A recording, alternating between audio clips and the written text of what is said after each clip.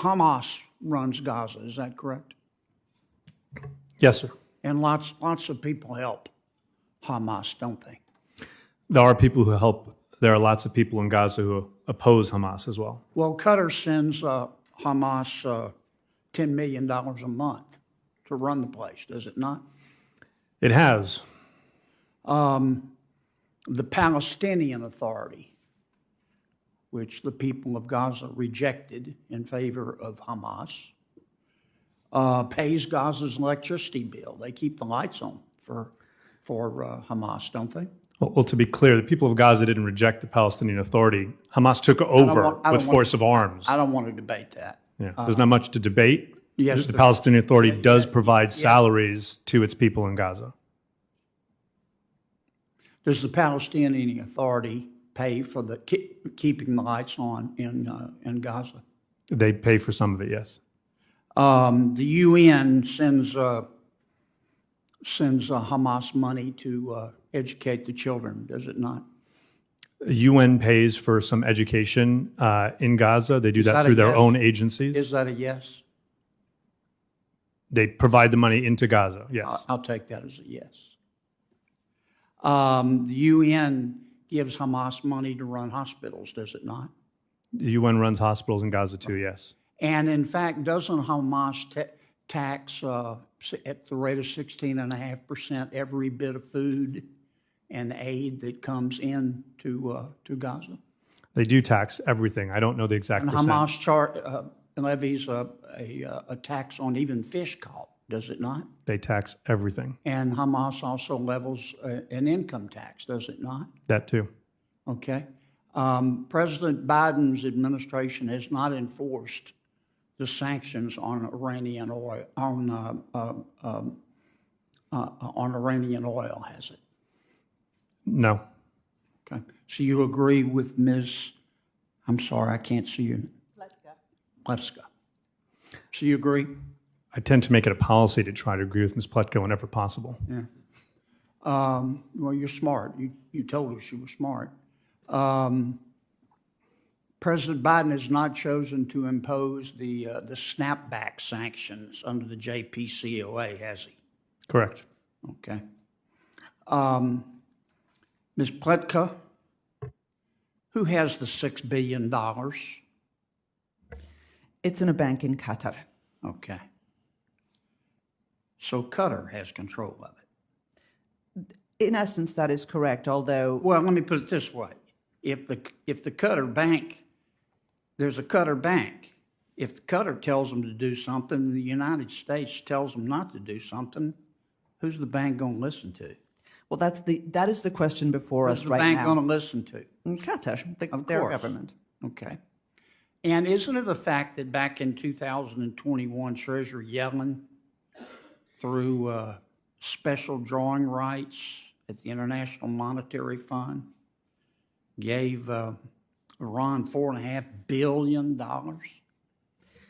That's what I understand, yes. And she'd like to give them more. That's what I understand, yes.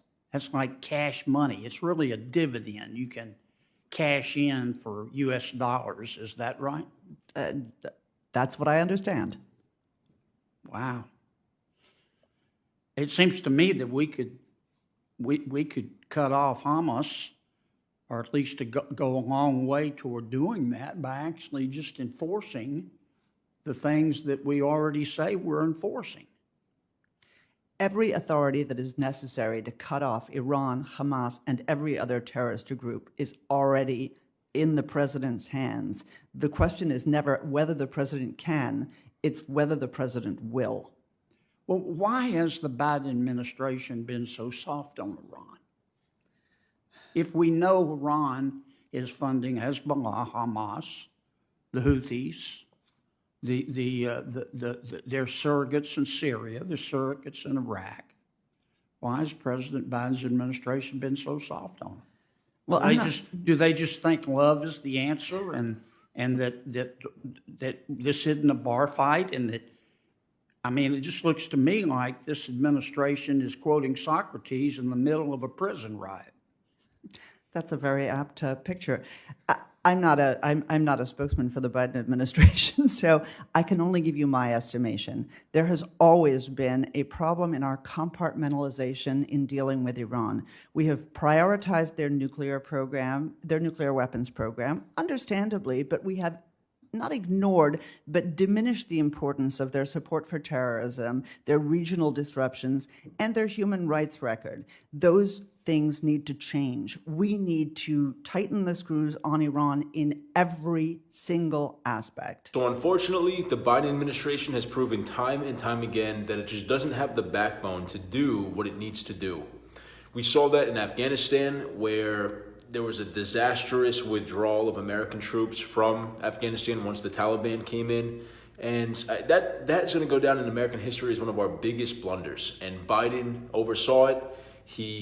The way he responded to that, the way that he had reacted to it was horrendous and disgraceful. And I think when it comes to dealing with America's biggest adversaries, including Iran and Hamas, and Russia for that matter, Biden just does not have the tact or the wherewithal to really handle this in the right way.